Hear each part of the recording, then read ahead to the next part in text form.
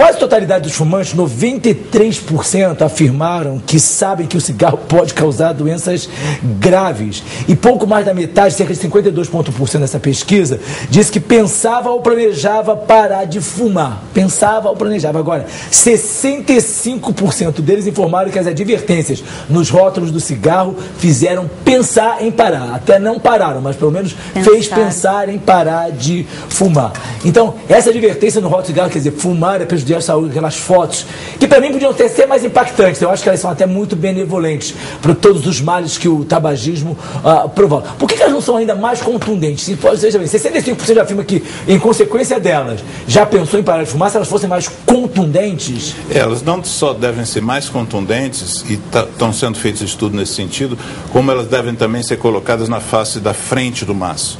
Então, provavelmente, já o próximo passo das nossas mensagens vai ser com a imagem na frente e atrás. Mas isso já vai acontecer? Isso já vai acontecer. E as imagens vão ser mais impactantes realmente. Exatamente. Dentro da realidade? Porque fica mais maquiada a realidade, né?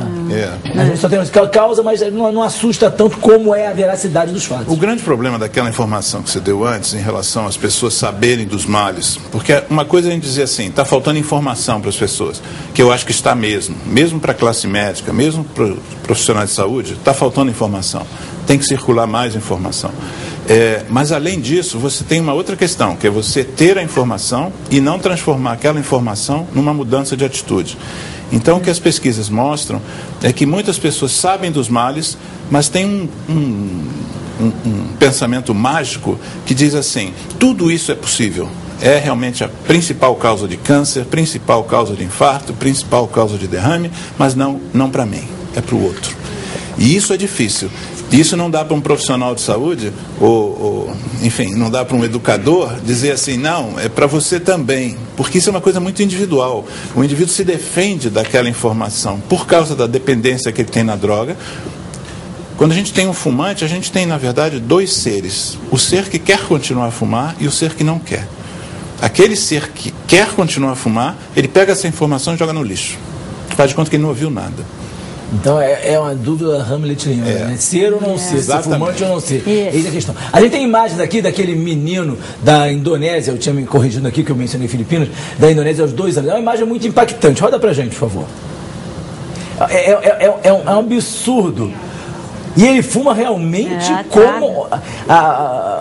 ou seja, um fumante viciado há muito e muito tempo. Essa criança está com a saúde dela totalmente comprometida, né, doutor Milagres? Já de cara, né? Já ao nascer, né? Entendeu? É um menino bonitinho, um organismo gordinho. em formação, né? Hã? Um organismo que está em formação. Né? Agora, ainda 2 anos, fase de crescimento. Agora, quem é que apresentou o cigarro para ele? Ele não descobriu sozinho. Ele está alimentando as células com nicotina, né? Ao invés de nutrientes. E, na verdade, se a gente pensar, essa imagem rolou o mundo inteiro. Não se falou em nada a semana passada que não tivesse esse menino envolvido. Mas o que a gente sabe é que ele está consumindo nicotina a partir da boca. Mas a quantidade de fetos, de crianças que estão ainda dentro da barriga das mães, recebendo nicotina pelo cordão umbilical, são milhões e milhões de crianças, que não têm a mesma repercussão desse menino, porque realmente esse menino é uma imagem bizarra, né?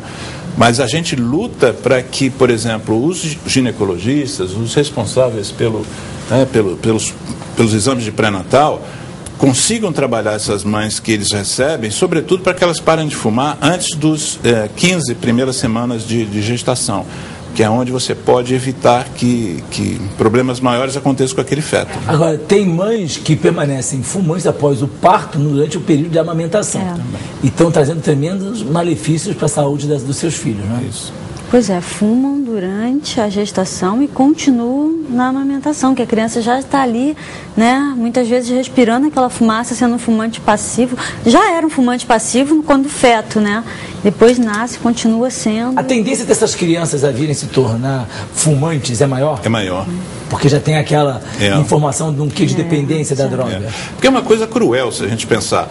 A gente lida com parada de fumar. E a gente vê o sofrimento das pessoas ao tentar parar de fumar.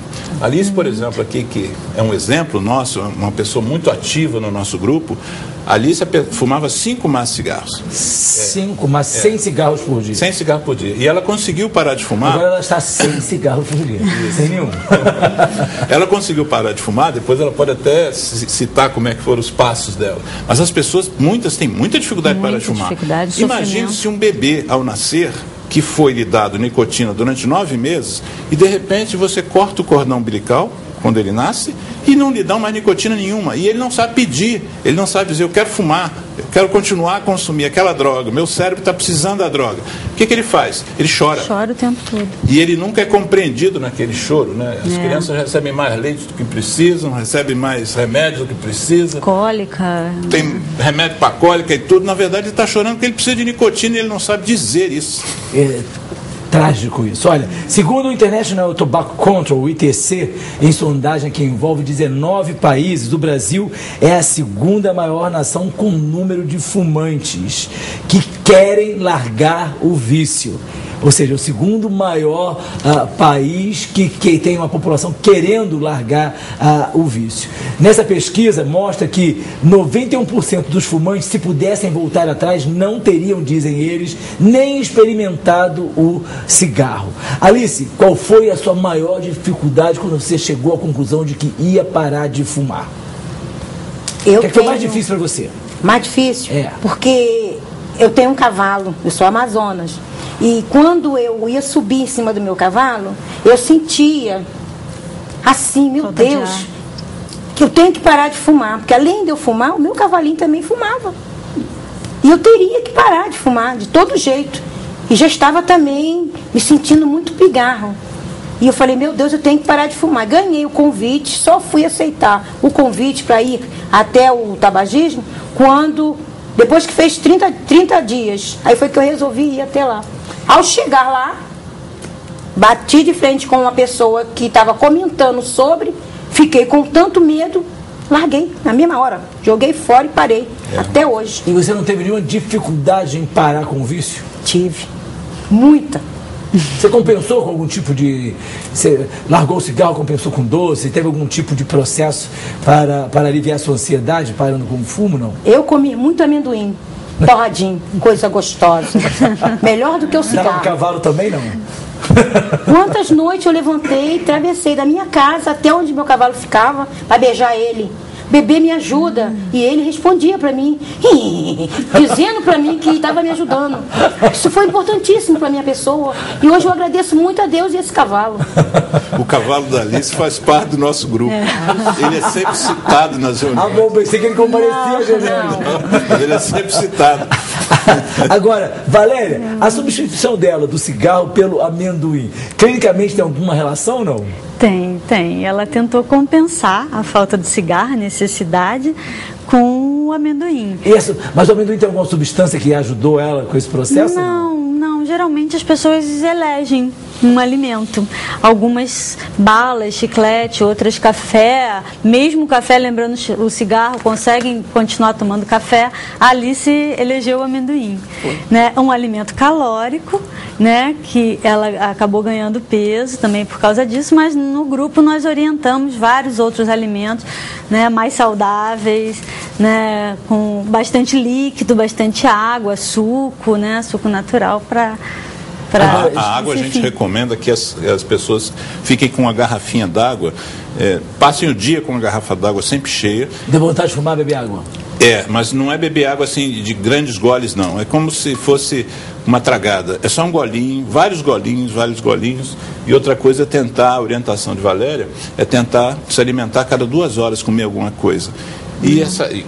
Mas que não seja uma barra de chocolate, né? Um sonho. É comer, por exemplo, uma fruta. Levar sempre uma fruta na bolsa ou mais nós damos opções de alimentos mais saudáveis e que práticos, né? Porque se for muito complicado, a pessoa já não vai querer, porque o cigarro é muito prático. Ela tem o cigarro no bolso, na bolsa. Então tem que ser alguma coisa prática que compense, né? Naquela hora ali da fissura, de maior ansiedade, né?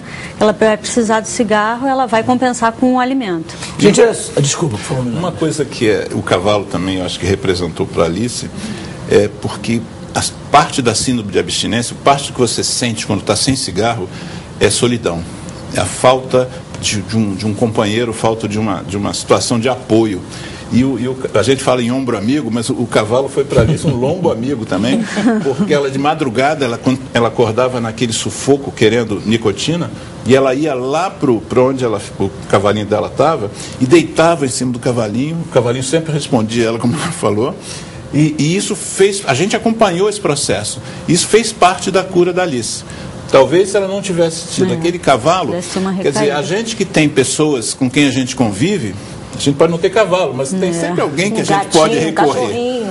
A gente tem que dizer para aquele indivíduo, né? Olha, estou precisando do teu apoio, estou precisando da tua companhia. E não precisa falar mais nada, só fazer como o cavalinho dela fazia, se tremer um pouquinho, já era o suficiente. Muito bem, gente. No Brasil, cerca de 10 brasileiros morrem por hora por causa do cigarro. Lamento informar que, se você é fumante, existe uma grande potencialidade de você vir a engrossar as fileiras desses números trágicos. Hoje é o Dia Mundial de Combate ao Tabagismo. Se você quer parar de fumar, hoje é um excelente dia para você começar essa marcha e ser um vitorioso. Estamos tratando do tema tabagismo, com o pneumologista Alexandre Milagres, coordenador do Centro de Apoio ao Tabagista, com a nutricionista Valéria Nascimento, do programa Antitabagismo do Hospital Rafael de Paula Souza, e com Alice Melri Correia Barroso, enfermeira Amazonas, e que deixou de fumar depois de 38 anos. Vem cá, as pessoas sempre falam do câncer, as pessoas sempre falam derrame, as pessoas sempre mencionam a questão também da impotência sexual, né, como consequências dos malefícios que são trazidos à saúde, em consequência do cigarro. Mas a grande maioria desconhece que o cigarro também pode causar cegueira, não é isso? Ela pode causar cegueira porque o cigarro, uma das principais ações das substâncias do cigarro é sobre os vasos. Então, quando a gente fala em infarto do coração, o vaso é a artéria coronária. Quando a gente fala em derrame cerebral, é porque atingiu um vaso, uma artéria cerebral. E quando a gente fala em infarto de pulmão, é uma artéria pulmonar. E nos olhos, a gente também tem diversos tipos de vascularização. Também tem artéria que nutre o nosso olho. E essa artéria pode levar, doenças nessas artérias pode levar à cegueira, sim. Ou seja, o cigarro faz mal totalmente. Sistemicamente. A Secretaria de Saúde do Estado de São Paulo fez uma pesquisa mostrando que a maioria dos fumantes associa automaticamente o cigarro à comida. Eles entrevistaram cerca de 500 dependentes de tabaco. 95% deles associam o cigarro diretamente ao fim de cada refeição. A ansiedade também foi ligada ao fumo por cerca de 73% dos entrevistados. O café por 71%, ou seja, o cafezinho leva ao cigarro. Enquanto que para 68% total, o cigarro está vinculado à tristeza. A alegria é 55%. Alegre, vou fumar, 55%. Triste agora também. Olha que curioso, falar ao telefone foi apontado por 42% dos pacientes. Era um motivo para fumar. Estava falando no telefone, puxava o cigarrinho, e 34% vincularam o ato de fumar ao consumo de bebida alcoólica. Agora, 95% associaram ao fim das refeições. Por quê? Qual é a causa clínica disso? Por quê? Ou isso é uma coisa só psicológica? A gente sabe que tem a dependência toda psicológica, né, também. Tanto que você falou tristeza, alegria, né, alimentos, nascimento, morte. E essa parte da alimentação também está ligada a isso pelo fato do peso. Não engordar, emagrecer, então tem muito a ver. Acabou de comer, vou garantir que não vou engordar. Pois é, ainda tem esse pensamento, infelizmente, né? E todos esses dados a gente tenta passar essas informações no grupo para poder explicar e vir com auxílio, com a informação, o que fazer nessa hora, né? Até essa de falar ao telefone eu não sabia, aprendi também com eles. Então a gente tenta encontrar uma solução junto para poder ajudá-los, né? O que fazer nessa hora, né? E o após a comida é um relato muito comum. O café, a questão da cafeína com a nicotina, porque 71% deles falam assim, toda vez que toma café, dá vontade de fumar. A cafeína é a primeira droga mais consumida no mundo.